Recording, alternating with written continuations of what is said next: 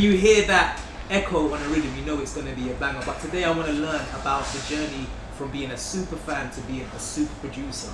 Alright, right now I'm joined by the rudest brother in the industry, the unmistakable Rude Kid. Thank you, bro. My family, man. Come on, man. Imagine I'm the politest guy. Yeah, that's the thing. It's true. I'm definitely the opposite. True, it's true. But I've seen if you're not feeling something, you know how I'm to. vocal about it. You know how to put it out. But you need that though. Yeah, you need that. But bro, thank you for being here, man. Thank you for having me. Yeah, man. This is Roach Real Talk, and I want to get into your journey, man. Now, I know, born in Ilford, East London.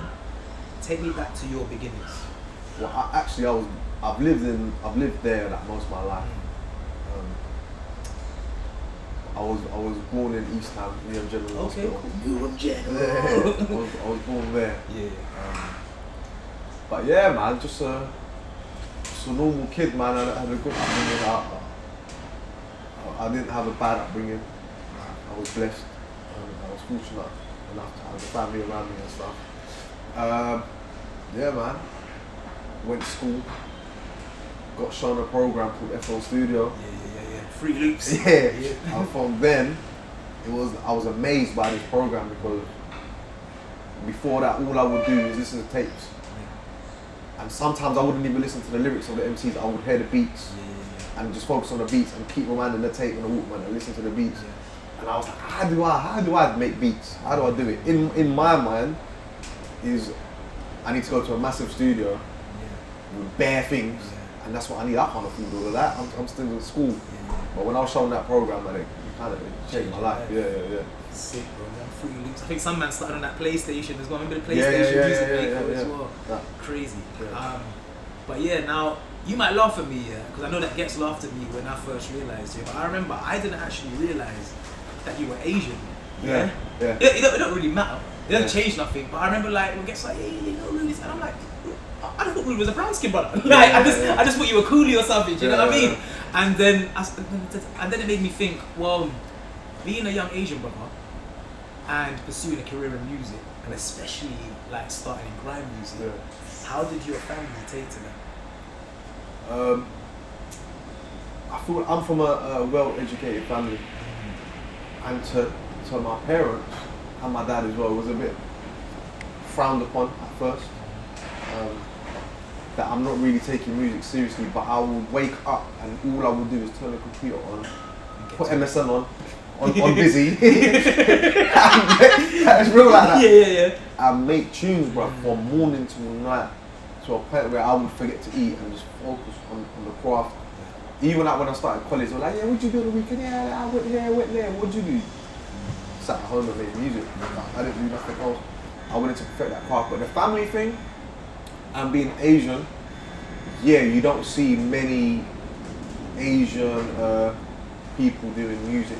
Like now there's a handful of people, but then it was like, nah man, what, you're living in dad's exact words, them times, you're living in a fantasy world.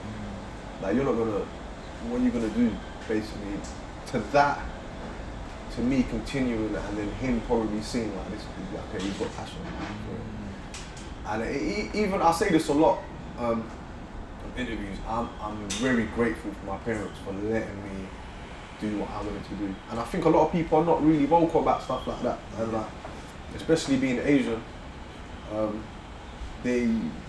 your parents want you to be a doctor or a lawyer or like, you know, someone that's doing their thing. But I think for the parents, the main concern is like, how are you going to be financially stable? And that's their worry. And then I get it now that I'm older. I get it. I get the problem. But yeah, man, like being Asian, man, it's for me it was hard but not hard. Okay. Like, some people might have it harder. Like, I mean, in my head, I used to go to college. I never wanted to go to college. I had to go to college. I didn't want to go to college. I used to go to keep my parents happy. Eventually, I told my dad I want to do music in college. He said no for the first, like, no, like what? Nah, go do something else. And I did like IT, but I hated it. And I wasn't allowed back in that college because I wasn't really doing anything. Like, I wasn't into it. And then eventually, my dad let me do music, and bro, I was like getting top marks and stuff, like getting top marks in the class, blah blah blah. Like, And I think he saw that as well and thought, yeah, cool. And then, remember Rewind magazine? Yeah, of course. Yeah. I was in that on like About to Blow. Yeah. I remember, like, like a feature. Yeah.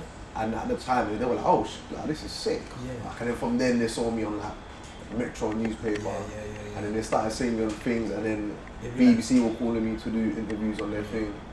And I think stuff like that made them think, okay, he's taking it. He's doing it seriously. It's interesting, because as you're telling your story, it's just reminding me this identically of my story. Yeah. Like I remember, I wanted to go and do something creative in terms of studying. And the thing is, like, I think the reason why I asked you about being from an Asian family is because it's very similar to being from a Caribbean family, especially when you're from a Caribbean family where you have parents that are from the Caribbean. Yeah. Like my dad is not born here. Like my mum was raised in Barbados and in Dominica, so it's like they had that old school kind of thinking. And like I remember even down to like this is a mad, so no one knows, even down to like my college applications. I remember seeing that they tore up my letters from the colleges, so I wouldn't find them because I was going to go and try and do like a more creative course. And they don't even know that I know this, but I remember I found them because they were so against me trying to do something creative. Yeah. They wanted me to go and do like IT or something, or try and like get like a career like that. And then I remember like just like your story, when they started seeing like obviously like when I won the thing on SBTV and it was on Channel 4, they were like, oh, he's on TV. And it's like... And now you're on TV every day. That's why I see your TV randomly sometimes. Bro, it's mad. I don't even know sometimes when I'm on, bro. Yeah. I've seen you randomly sometimes. And it's like, I think that's what it is. I guess the proof is in the pudding. But sometimes I feel like, well, we're changing it now. We're younger now, so we know that when it comes to our children, let them have their dream and support them, because you never know where it's going to go to. Yeah, but do you know what? Sometimes I think about that and I think, if my kid was a bad singer, and I know you're a bad singer, and you wanted to do that, what would I do? Yeah. Would I say follow the dream? What would I do? And I was thinking about that. Would I tell them like allow it?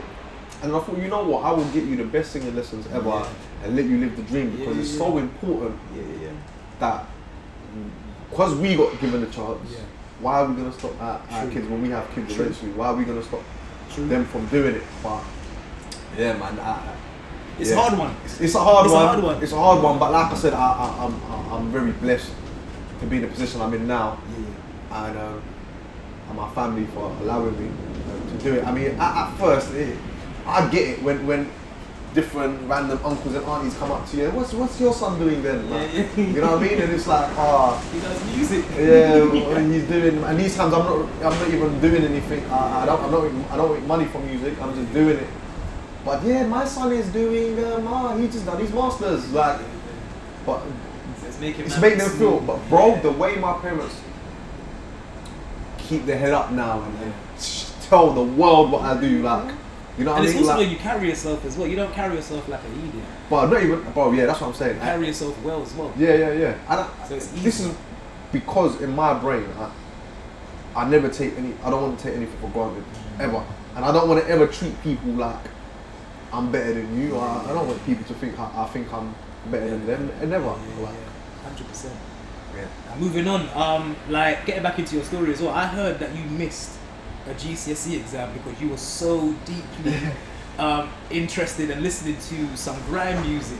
Is that a true story? It's a true story, man. Like I was late and the teacher was cool and they let me do it, but the way my heart was beating, it's like I missed the exam. And I'm gonna get told off really badly. What were you listening to? What had you so like? Bro, in my school, I went to a school called Bill High School. Yeah.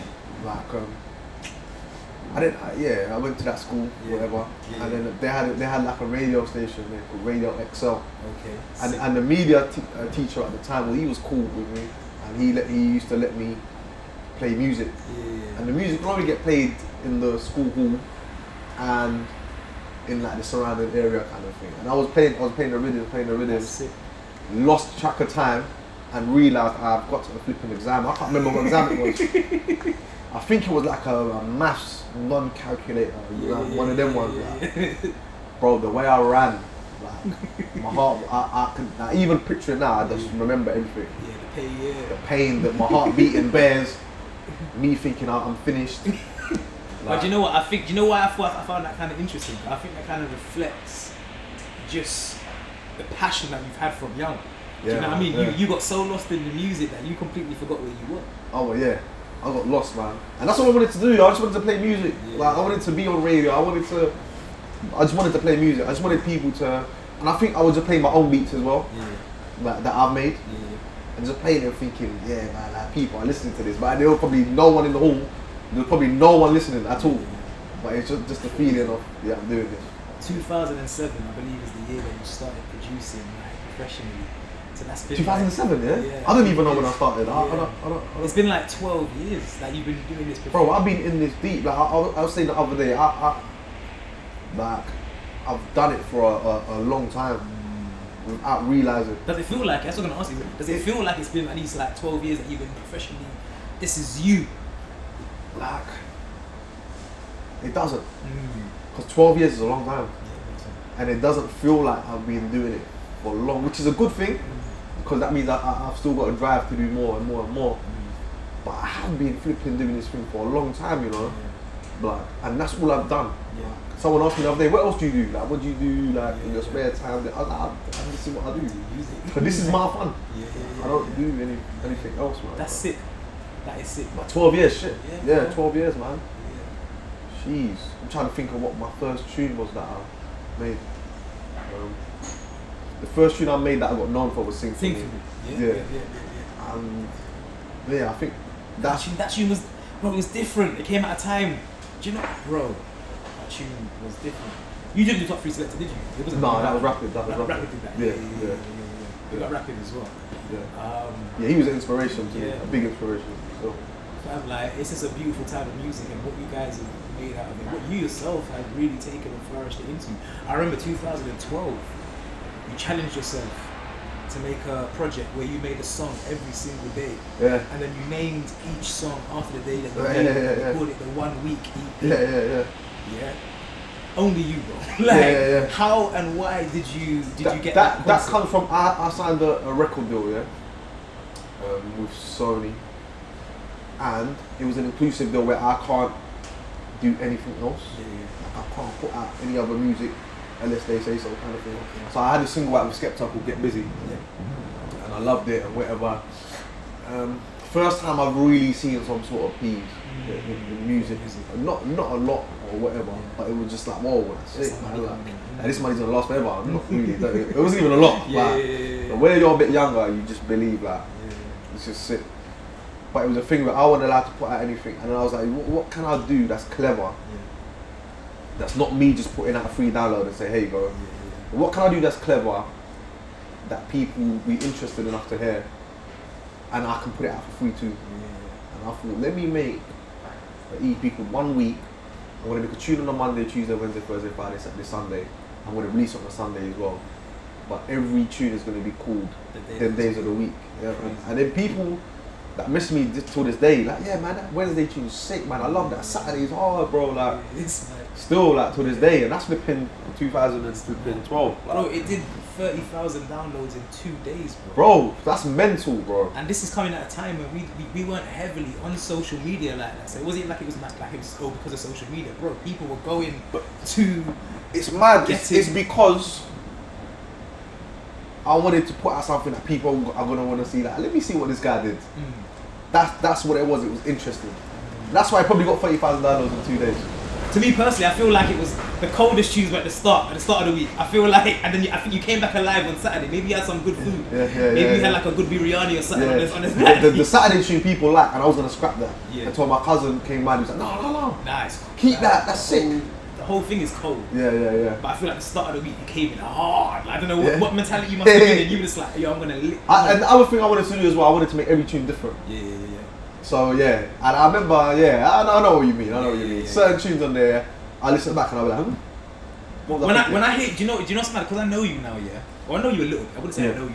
I know you a little bit. But when I listen to your productions now, it's like I can almost tell what kind of mood you in, or what kind of mindset you in. Like, it's like you express. I feel like because you're not overly like an emotional person. You're always quite calm. But I feel like you express yourself through your music. I feel like your music has emotion. Bro. Like, you couldn't be more right. Because there's times where I'll be sad or not feeling too good or whatever, and I'll make a beat and it'll make me feel so good, bro. Like, and it makes me feel like sick. Or sometimes I'll feel down, bro. Like, or things ain't going how I want them to go, and it happens in this industry. Of course, bro. And then I'll make a beat and it'll make me feel good, bro. Like, nah, man, I'm good at this, man. And I've started believing that I'm good at this. Like, tunes like Sing For Me and like, do you remember my tune UFO Mode? Yes. Like, tunes like that, I never thought they were good enough. They were game-changing tunes. They were game-changing tunes, but to me, I was shy to shout to people, which is dumb, man. Like, do you know where it was at the start? I wanted to show the world my music. Like I said, I used to do the radio thing in school, and I wanted everyone to hear the music. And then it got to a point where I was like, are these tunes too different for people to even like? Like, what? But that was the good thing. And then I realised that was the good thing. Hold on, I've got my own flipping style of music now. Like, but even the other day, someone was saying like, if I didn't have Are You Ready in my music, you will never know it's produced by me. Because there's So different. diversity. So different. But I think to go back to your point though, like it's like I feel like there have been innovators in especially our grime music. Like Wiley came through with that Esky sound, bro. That was completely different. Yeah. It's Mental. like man was just like, yo, it's like it was so mad that some people didn't take to it, but most people were like, raw. But do you remember the first time hearing that tune? Yeah, bro. So do I, bro. Like, But it was Changing. mad. And then they wanted to do the remixes. I was like, be good. Remember that? Be good. I'm just like, do you know what that was backwards? I don't know. Roll the Eskimo. Roll the Eskimo. So that backwards was he was saying roll the Eskimo. Bro, it was mad. And then they did like Pulse Eskimo. Skepta made that. Bro, like, and then it changed. And then you come now with this high synth like this. It's just like raw. Yeah. But then it also gave artists an opportunity to express different. Yeah. And speaking of that, now let's move forward a little bit more again now. Yeah. Now you made 1 week EP in a week. Was that the inspiration, I guess, for them doing the EP with Ghetts that was made in 6 days? Was that the thing?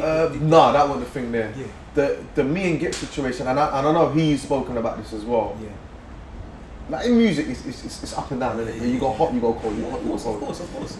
Bro, at that time I made, in that year, in 2015, I said to myself, I'm going to give myself 2 years. If things are going to work out for me, then I'm going to continue. If they don't, I'm going to have to keep it moving. Because I'm getting older now. I'm not making a penny, bro. Like, I'm literally going broke for Grime. Like, I've said this before as well. Like, I need to put out a t-shirt or something like that. Like, I was really, really doing that, man. And so that year I made Shaky Boy Better Know, which you didn't even know I made that till the other day. Like, I made that year. I made Gigs, Who's That year. I made Bugsy Malone, Watch Your Mouth that year. Then there was a gap, and then Poet called me. I said, I want you to come down. There's a studio like Relentless, energy drinks, and come down, bring an MC. Ghetts was at my house at these times as well. Bring down an MC, and I want to do some filming for That's a Rap Show. And I was like, yeah, cool. I'm not really like, yeah, sick. I'm on it. And then I think Poet must have called Ghetts as well. Like, make sure you come. Ghetts was on it. Me and Ghetts went to Relentless, and we just liked the energy there, bro. The people were. It is a nice vibe in there. Yeah, the people were welcoming and stuff at the time. The team that was there at the time. Okay, cool. They were proper like welcoming, and I think we went upstairs from the studio downstairs. We did like the filming. We went upstairs, and Ghetts was like, we should do an EP here. Like, we was just in the studio. We should do an EP here in a week, like. And then they were excited. Like, it was like, yeah, sick. I was like, yeah, that's it, man. Like, and then that for both of us, he was on a low point as well, and I know he's been vocal about it. So was I. That EP changed our lives after that. 653. 653, man. That EP, and then from there, we both got ambassador deals with Relentless, and then the year after that, I got another one. I was the only one that bro, the chain as well. I like, remember you showed it to me. They gave me this as well. Like, this is why I rep that brand as well, because bro, like I can't forget. Yeah. Like They that. were part of your shift. That really changed man's life. Like, really, like Ghetts is a G. Like, to me, probably one of the best out in the country overall. Everything. I personally feel that. Like, very clever guy, bro. I've been in the studio with him a lot. Very smart human. Like, But do you know why? And this is just my opinion. Why I think that works for both. Why I think both of you get on so well is because I think you're similar. You see, Ghetts. If you know Ghetts as a person, you know that, bro. His interest in music is, bro. It's very wide. And that's is me. yours, bro. Yeah. That's me. Yeah, me. Is that? Did you kind of get into those kind of conversations at any times? Like, not really, man. Not really. I think that was more a thing. Let's do this thing. Me and him didn't really. We knew each other, but we weren't used to being each other. I was going to ask you about it because you two have got a strong bond. Now we have. But I know it didn't start like that. It didn't start like that. It was very much arguing and stuff. Like, I think once we had a mad argument where he tried to switch on the phone to me. Like, nah, big up G. He switched on the phone, but he did call back and said, I'm sorry, but like, he's a real one, man. Whatever, But bro, I remember going to the studio because we had to complete the EP as well. Just being silent. Yeah, that must have been mad. Like, you can ask him this. He was like, bro, you continued that for time. Like, I was just silent, like, just there. Like, how does that sound? Yeah, it sounded good. Whatever. Yeah, but would you say if it didn't sound good? I know you're vocal. This is what we used to argue about. Okay, cool. This ain't sounding good. No, I don't think. Nah, man, you shouldn't have done that. Like, nah, trust me, man. He probably appreciates the honesty now. He probably does. Yeah. He probably appreciates the honesty now. But that's what you want as a creative. That's what you want. Real with you. And I think after that we started to realise like Rude's just like that, man. He's just like that. Sometimes I say things that are rude. And I'm not mean to be. But people be like, raw. Like, but you've got the best of intentions. You're trying to make something or the situation. Yeah. And I think we just adapted to each other. Like, even when people see us together at shows, like Ghetts does Ghetts and I do me. But when we're together, we all Ghetts a Rude Kid. When we're together, it is mad. But at first, I used to think, bro, why do people think when we're together it's so mad when we're just being normal? Like, but then when I watch other people, not saying other people can't perform, but I don't see another DJ, MC doing what we do. Because you see what it is, you're calm, bro. You know you're a calm person. I can never forget the Jazz Cafe show, bro. Like, even you, like, I think there were certain times where he didn't even ask for it to get pulled up. You were just pulling it up. You were like, nah, this is too much. And I seen you like literally kind of jumping and shit. I'm like, rah, it's because the energy is just. The energy's sick, man, and that's what we do. Even if you watch footage of me and him on YouTube, like, bro, like, we like almost congratulate each other. Like, that freaking yes, bro. That was like, hard. Get me, like, shake each other's hand on stage. Like, this is what it is, man. And that happened organically, bro. Like, there's nothing else that was not planned. There's no plan of Ghetts, man. Me and you should do something. Never that. That's why I think what we do is so great. I'm sick at what I do. He's sick at what he does. Like, I'm a sick DJ. I'm a sick producer. He's a sick MC, and he's a sick performer. He's the best performer, bro. There's no better performer. Putting all of that together, it's a what more could you? It's a madness. And we're speaking about Ghetts, but you've also worked with some of like the other, like some of our best artists. Frisco, Wiley, Skepta, Ghetts, Gigs. I wanted to ask you though, who has been the best to work with and who has been the best to put on a track? And you can be honest here. You don't have to say Ghetts because... I'm not going to say Ghetts because I work with him anyway. I like working with Skepta, man. Okay. And we haven't worked together for a minute. I would like to work with him again. He was another guy that we got along. He was cool, man. He was another guy that I thought, man, you're proper cool, man. He's a blessed guy. How does he? What's his creative process? How does he? I don't know what his creative process is now. But from back then, it was pretty much vibes, man. Like, let's get in the lab, man, down hearing tunes like, this is sick. Whatever, man. I like working with him. Who else have I worked with? Like, this is where my mind starts getting blank. When me and Gigs did the Who's That track, that was him FaceTime me like all the time. Okay. Obviously, he lives. About what he wants from the tune or about... Yeah, so we'll FaceTime me a lot. So we were doing, that's the first time I've done a tune like that. So instead of getting in the studio, it was more like, man, okay, cool, what do you want to change? Yeah, see that bit there? If you can adjust that. Yeah, was Gigs that involved in it? Yeah, man. Like, that's mad. Like, Gigs heard the tune. I gave Gigs another tune, and Ghetts wanted that tune. And Ghetts called him like, nah, like, let me have it. As well. Let me have the tune, and then whatever, then he was like, okay, cool. And I gave him the other one. So that's sick. And Ghetts used the other tune. That's mad. That's very interesting to know that someone, even from a rapper or MC perspective, is that much involved in the production. That's amazing. Bro, like C Gigs, man, he's another genius, bro. Like, I got so much love for that guy. He's another one that's always humble. He's not one of them guys that he's massive now, bro. Always shows bare love. Always. Yeah. Even with me, he'll message me certain time, just like randomly, bro.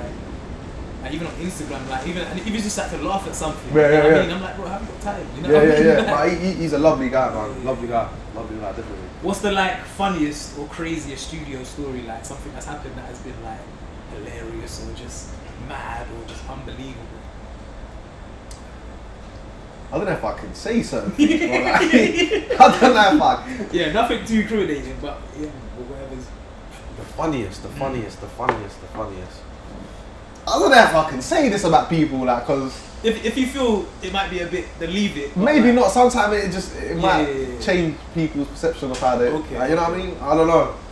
But we're all human beings. We're all human beings. Yeah. I don't know if I can say, man. Like, I'm thinking of bare things in my head now. Like bare things. I don't know. Once it's not a funny story or nothing. It was like a what? We were in the studio mixing 653 and Lily Allen walked in. Oh, that's mad. And she was just chilling. Reason? She was some downstairs or in another. I don't know. Yeah. I don't know what she was doing. Man. She came. She vibed to it. Yeah, she was cool, man. It's from then every time I see her, small bless. We were in the studio. I can tell you a Ghetts one. Yeah. We were in the studio. It was his birthday, and obviously we had to do the works. Yeah. And he had like 7 magnums, bro. Yeah, that sounds right. Still. 7. That sounds right. 7, That bro. sounds I right, have bro. 2 magnums, and I'm out here. Yeah, nah, he's on the Maggie's hard. 7 magnums. Yeah. And yeah, he was a different human. And, he was a different human, bro. And once, not even Magnum, we were at Relentless Studio. He drank like 3 cans of Relentless, and he was high or something, bro. Like, I don't know what happened, like, but yeah, that was nuts. And on the train, he was like, shit, like, this is Just mad. hyperactive. Yeah, yeah. I don't know what's going on, like. The energy, bro. Yeah, but there's other stories I can tell you off air. I'm sorry, people. We man. won't incriminate nobody. Yeah. But yeah, man, that's interesting. It's just really interesting to know the journey, bro. Yeah. So you would say Skepta's probably one of the most interesting to work with, I guess, a good vibe. And obviously we know Ghetts has been a good vibe as well. Yeah, there's loads. Do you know what? Every artist I've worked with has a different energy and different vibe. And I can't complain, man. I love working with everyone, to be honest. From 653, we got the One Take, you know? Oh, mate. Yeah. Yeah. And One Take Rhythm became something. The One Take Rhythm became a culture in itself. Yeah. It became a culture in itself. Rappers were. Everybody wanted to jump on it. Yeah. Who had the best One Take Rhythm? Do you know what, yeah? Obviously Ghetts did, yeah. I have to say that because he's the original. Yeah. And then Stormzy's one. Yes. Stormzy's, he spazzed on it. I had a show in Holland, and he was there as well. Yeah. And he was in the restaurant bit in the hotel. Downstairs chilling, and then I went there like, yeah, what's going on? Da, da, da. And I was like, yeah, man, One Take, man. Like, what? Would you be on jumping on a remix? Like, we were like, listen to a sick remix for it. And he was like, bro, I've vocaled the tune already. You didn't even know. Oh, and I've done the video. What? So I was like, oh, sick. Okay, cool. Safe. And next thing, his versions come out, and there's a bro. I can't tell you how many versions of that tune there is. Like YouTubers, like big YouTubers, like vocaling that tune. Like rappers. It wasn't even just MCs. Rappers were everyone, man. Like, yeah, sick, man. Crazy, Sick tune. Didn't expect it to be as big as it was, but it was a massive tune. Even now, when I DJ that tune, I don't really mix it in. When I'm in front of a crowd. I just started from the dun dun dun, and it's like, like, yeah. Take me to your mindset when you see what it is. You see, like, you need to understand, fam. As a music fan, bro. Like, I sometimes listen to you, like, as producers, and I think to myself, yo, where were you mentally when you made this? Like, I remember when I used to do a little radio show with one of my friends back in the day. I used to host it. I used to spit a couple bars over tunes and things as well. And I remember sometimes we'd like just play over new tune. I'd be like, bro, he must have been spazzing in the studio making this. Take me to your mindset when you were making One Take. Like, One Take was a thing like. Cause bro, it's a madman tune. One Take was a tune that I made really quick, really easily. Okay. And it was a thing where I had an idea of, I want to bring old school grime elements and make it one. And that's what my idea for that was. That was pretty basic, man. I wish I had my laptop or something like that. I could have showed you how I made it, and then you would have known how simple the tune is. There's certain, obviously it doesn't sound as simple. Like there's complicated tunes that I've made that you'll be like, nah man, this must take you ages. Like not really. Like it was kind of quick. Like, but even the thinking, because obviously you started with the dun, dun, dun, dun, dun, dun. What's the thinking? So you just like that's what I started with. Like, yeah. Okay, I'll do different melodies. Yeah. Is this catchy enough? Am I nodding my head to it?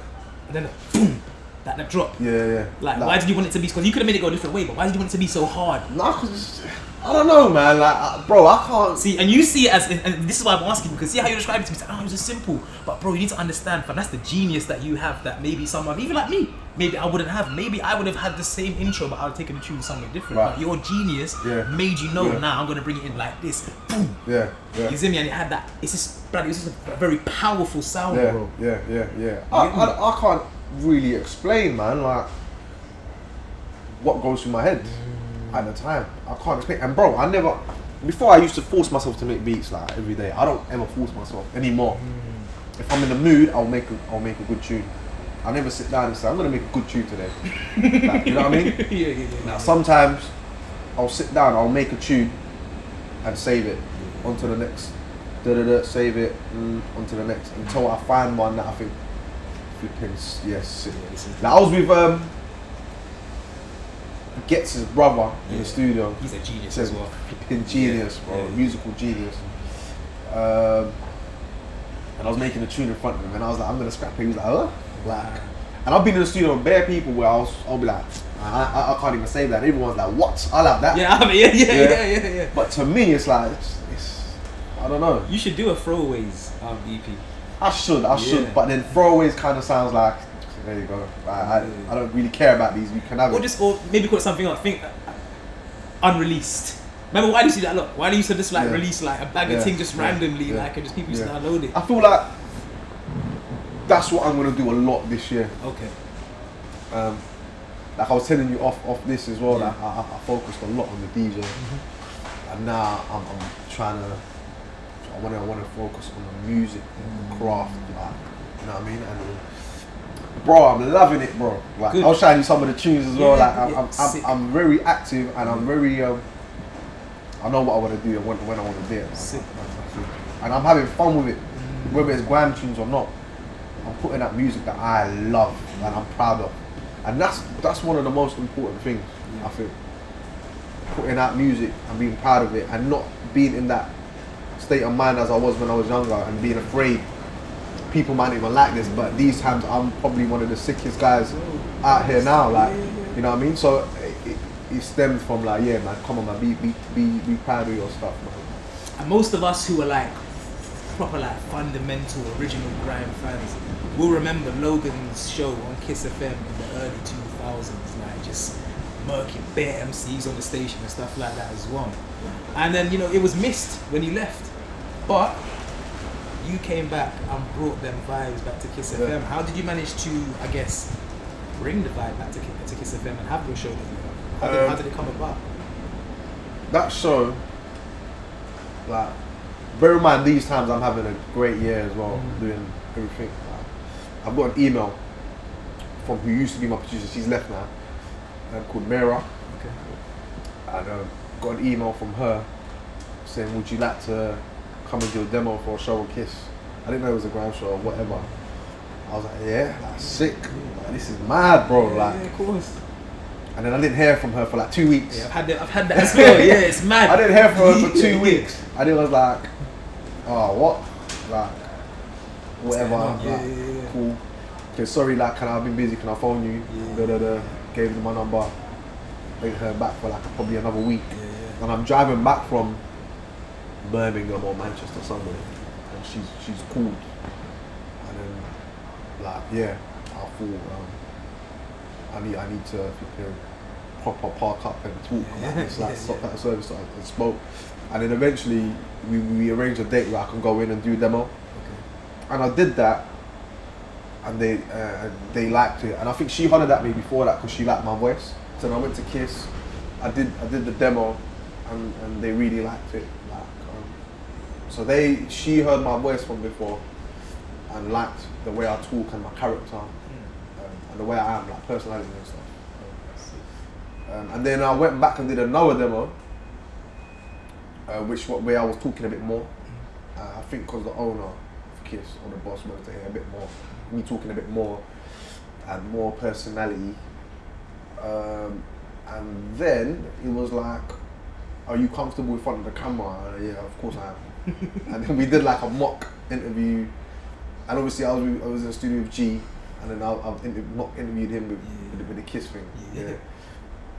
And after that, I wanted to learn more, bro. I became kind of obsessed with learning the craft, like, you know what I mean, like. And then flipping, I was going there every week, just recording my voice and learning different ways of introducing a track, different ways of doing links, not saying too much.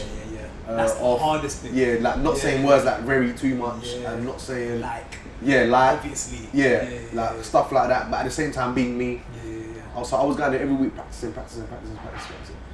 What, even just like off air? Off air.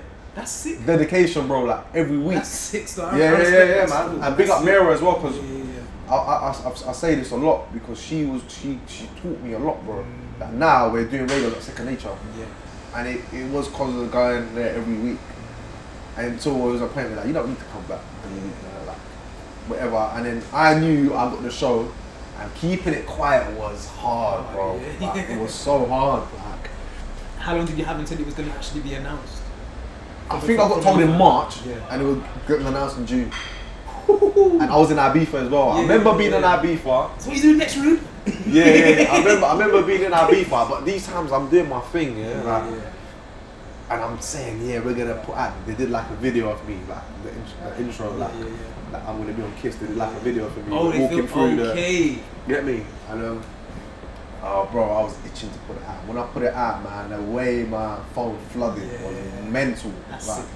Mental, bro. That was a great feeling. I'm grateful for that show, bro. Like, it doesn't matter what it is. I'm very grateful for being in that position. Of course.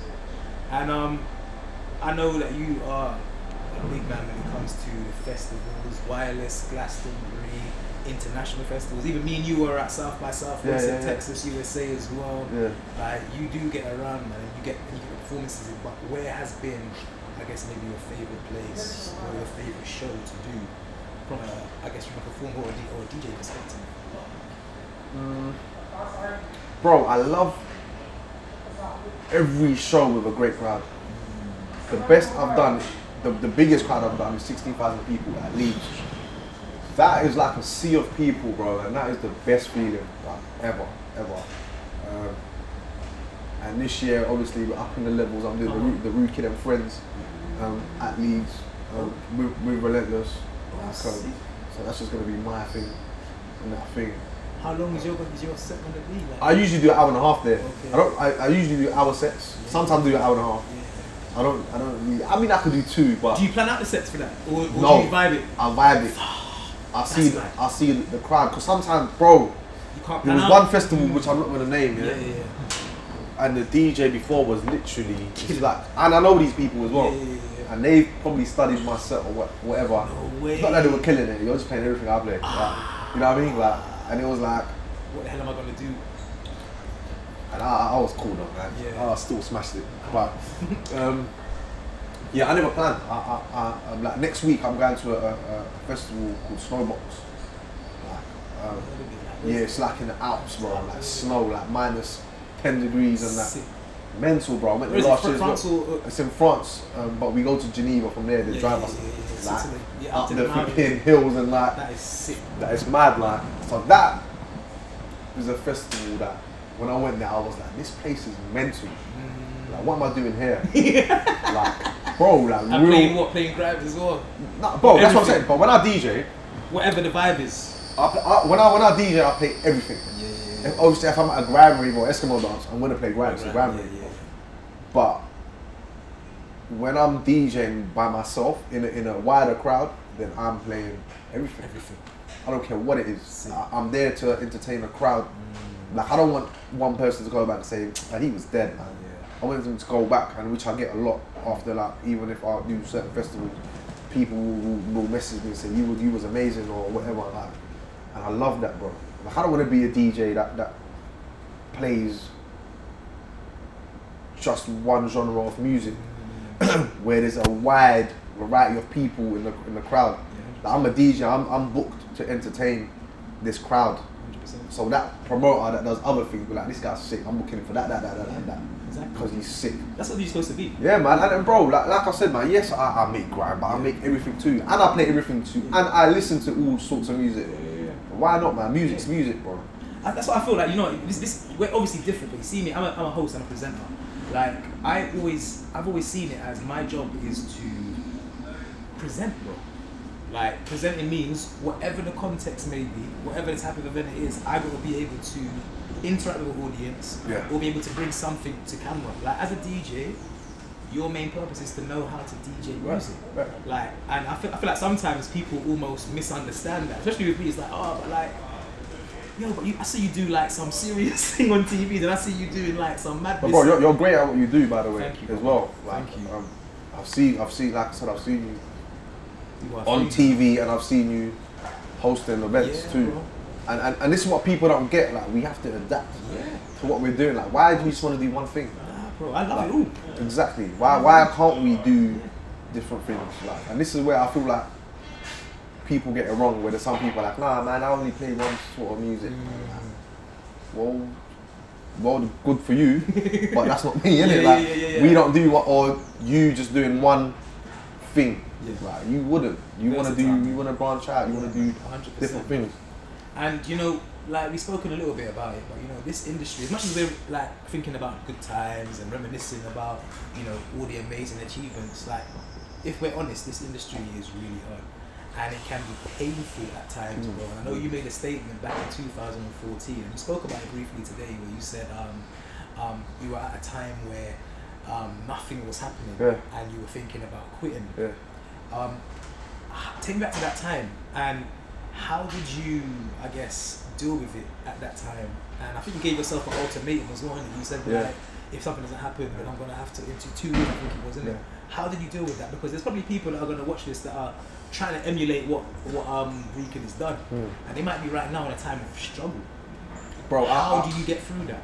Like, even if a producer's listening, bro, like, I've been there, and so has bare different people. All of us. Everyone's been there. Like, it's very hard, bro. Like, even you saying to take it back to there, like, I'm just thinking, like, it's very hard. Like, it hurts, bro, to a point where I'm not depressed, but it's like I am.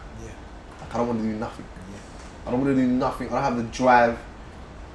I don't have money to put out projects or do videos or do anything. I don't have money to go to studio. All I can really do is put out instrumentals, but that's not really funding or bringing in the money at the time, because I'm not really doing anything. But I think for me was, I had to block the financial side of music out of my mind, which I still do to this day. Like, yes, money's great, but when you focus on that so much, you stop focusing on your goals, I think. So when I stopped focusing on the money side of things, or stopped trying to think of, oh, this person might think I'm not doing as good as I'm meant to do, or I would see certain things and I'd be like, nah, man, like, I need to do something. And then I was thinking, hold on, if I'm just sitting in bed, not doing anything, how am I gonna do it? And then I thought, you know what, I'm giving myself 2 years. If something happens, it happens. If it doesn't, I'm gonna have to keep it moving. Like, bro, in that 2 years, I flipping smashed it, bro. Like, and here I am today, very blessed, bro. Like, and it just happens. Sometimes I feel like God puts you in these situations so you're grateful when everything starts coming. Like, and now, bro, man, like I'm so grateful for everything, bro. Like, and you know why it's interesting? Because like that was in 2014, and by that time you're like a household name. That's what I'm saying, bro. Like, and the thing is, and the reason why I say it's interesting is because, bro, I have been there. Yeah. I have been in a situation where like I'm interviewing some of the biggest people in the world, but inside my soul and heart, I'm not really happy because things are not set up in. Like, it looks great to you, it looks glossy, but you don't know that actually squeezing money out of this industry can sometimes be one of the hardest things to do. It's very, very difficult, and only the strong people will survive. Strong people and people that really believe in themselves will survive, man. Like, but yeah, man, like I feel like people watching, there's millions of people that go through it, millions of people, and what I always say is stick at it. If you believe in yourself enough, you will stick at it.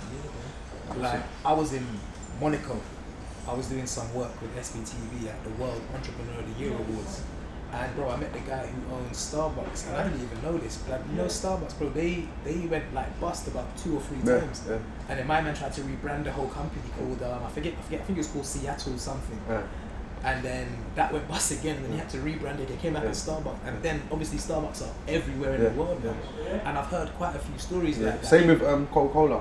Yeah. I think they only sold like 85 bottles in a year when it started. Yeah, bro. And now look at it. You come back, like same with Simon Cowell, he went back like about twice. Yeah.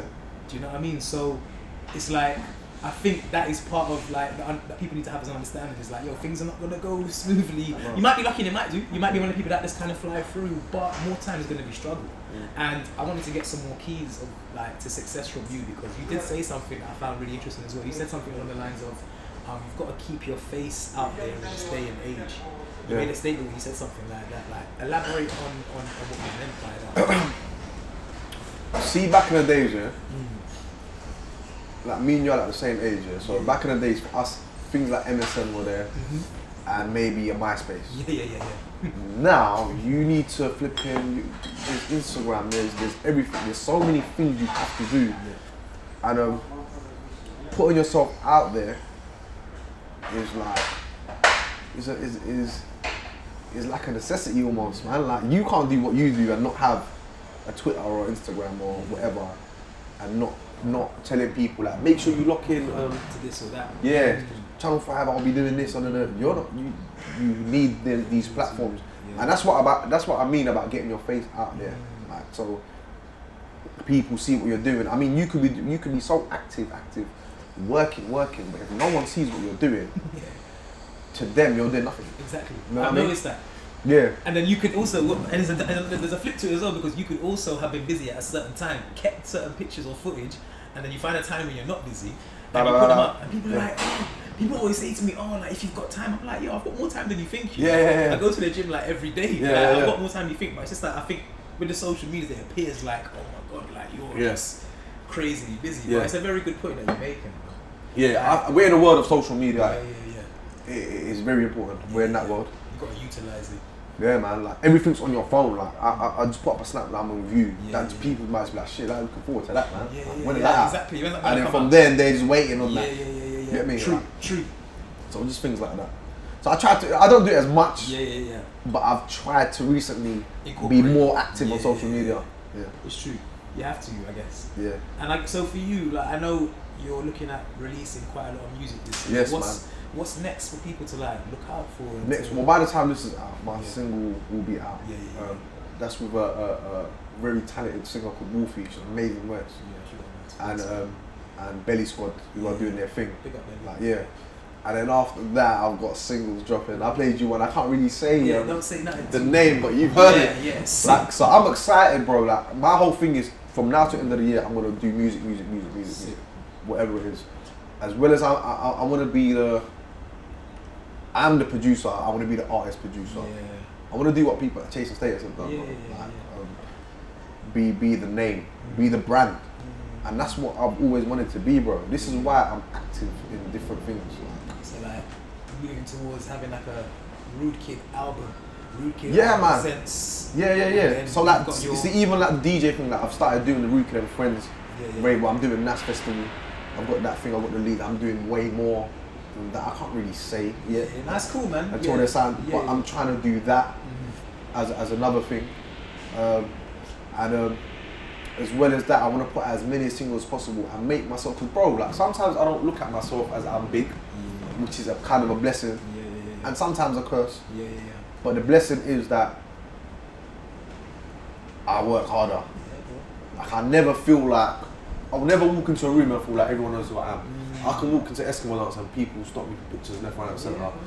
I always show them respect, bro, and thank you, man. Like, you don't even need to take a picture of me, like, nah, but bro, you know what I mean? Like, you won't realize it, but those fingers, your fingers, bro, have created music that has changed people's lives, bro. Has given people, like, I know it sounds mad, pause, but you've given like people like pleasure, bro. Like, you know what I mean? Like, no, I know what you mean. And when sometimes people come talk to me, it's like, whoa, bro. South by Southwest when we were there 2 years ago, not last year, the one before. The one before. It's the first time I've been here. And is it American Grime guys? Yeah.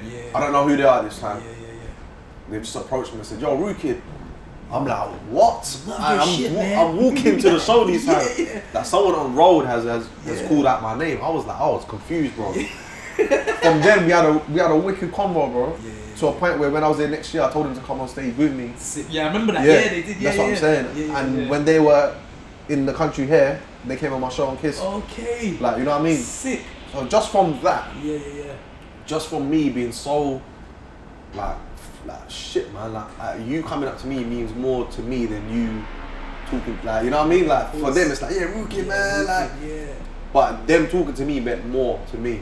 Like, so I was like, if I go back there, you are coming on my set, and when you come to this country, I've got you. Sick. So when they came here, they come on the show, man. Like, that's sick. But yeah, it's sick, man. It's sick. Yeah.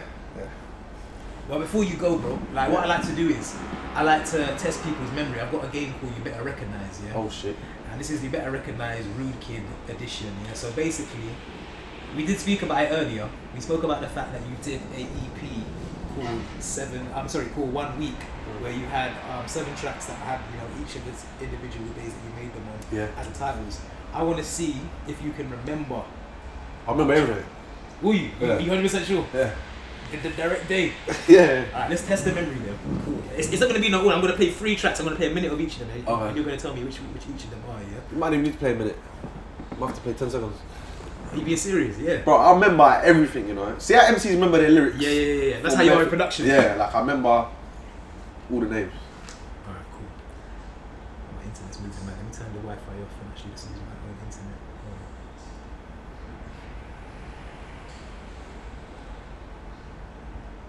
Internet's moving, man. There we go. Alright, cool. I'll make sure I don't look at your phone so you know I'm not. Yeah, you're not cheating. Alright, cool. Let's do the first one. Hold on. Wednesday. Nah, you're mad with it. He's mad with it. He's mad with it. Come on. Let it play though. This one is a banger. Bro, people still talk about this tune today. Bro, this tune is a.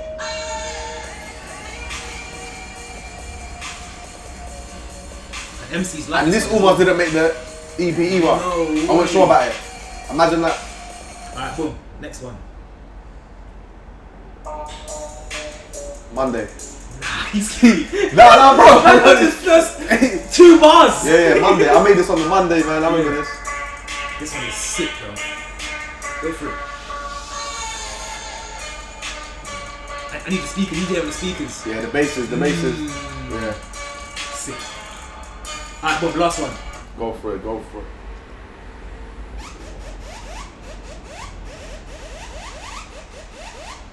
The drop is mad. I'm gonna have to get a minute of this still. I can't lie. The drop is mad. I might get this wrong, you know, Aaron. It's a build up. This one's a build up one. Let's see.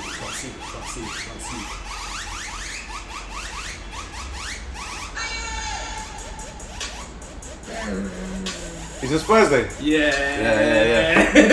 But you took a minute. There were 2 tunes. I was confused with the Sunday and the Thursday. Sunday. Okay, Sunday. Let me hear. This was like a dubsteppy weird one, like. But do you know? I remember. Hold on, is it Saturday? If it's a Saturday, yeah. This one goes off, though. If it's a Saturday, I should have known that Shaky was you, because on Saturday you hear the gangster song. Yeah. Gangster. Gangsta. Yeah. I didn't. Sick tune. This tune is very cold, you know. I made after this. I made a Saturday, next Saturday. Have you had next Saturday? No. And you had Saturday after next? No, hold on. Yeah, you need to. That's what I'm saying, cuz. Hold on. After that, I started doing, and then I've got another one coming called the Final Saturday. That's this year. Hold on. Let's. What are you saying? Saturday and Saturday. Do next Saturday.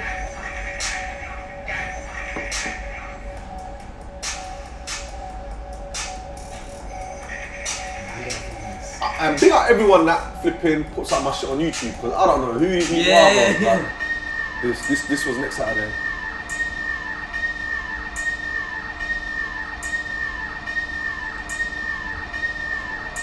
You're a bad boy. You got tunes named after days. I've heard this though. You heard it, yeah. I've heard this. Yeah. And then Saturday after next was the next one. And then I'm gonna just do one more Saturday called the Final Saturday.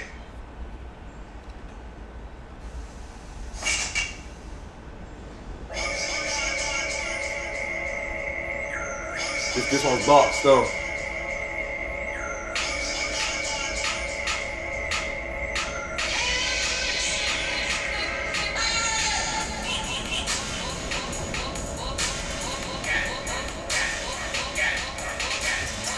You tell it's loud though, you say it's loud, you know.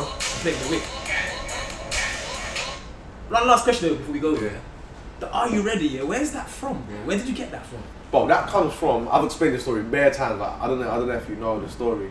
Like I didn't know how to sample. Yeah. So I had like a CD player. Yeah. And I had a computer mic, you know them stringy, it looks like a straw. Yeah, I remember them. Yeah. For a PC, and then on the PC there was a thing called sound recorder. Yeah. So what I did was press record and sound recorder. I had bare CDs, and I think they were like sample CDs or whatever it was. And I recorded. I pressed play and I got the mic and I put it next to the speaker, and I recorded the Are You Ready and chopped that. Before that, I used to have a thing called Rude Kid Productions on my tunes, and then it was like my tunes are so different. I need something. I need some sort of stamp. And then people like Teddy and Spyro and them guys say, like, because Rudes was doing the thing, like, I started, yeah, man. And I've lost music, like, see tunes like Sing For Me and that. I've lost files of that. That computer's gone. That just wiped, I've never lost the Are You Ready. No way. Which is strange, bro. And that Are You Ready that I use in every single tune is still the raw, rough. No way, the one that you had from that first. Yeah. That's sick. That is sick. I've never lost that. But you must have saved it like bare places. I don't know what's happened. I don't even know how I've never lost it. I don't know how I've never lost it. Crazy. It's the same thing, bro. Same rough sound, not clean. Yeah.